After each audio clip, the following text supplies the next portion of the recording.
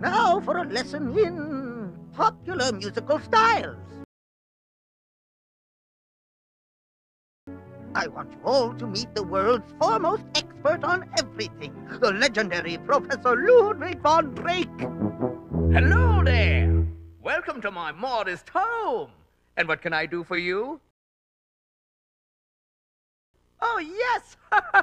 I forgot I invited you here to answer in one fell swoop all the questions you've been bugging me about popular music.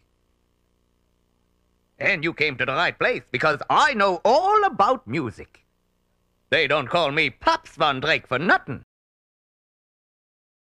Now then, popular music as we know it started about 100 years ago.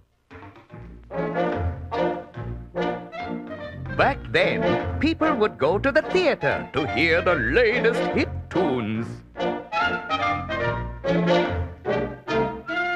While strolling through the park one day, in the merry month of May, he was taken by surprise by a pair of roguish eyes. In the moment his poor heart was stole away. A smile was all she gave to him. Of course they were as happy as could be. He immediately raised his hat, and finally she remarked, "Oh, thank you."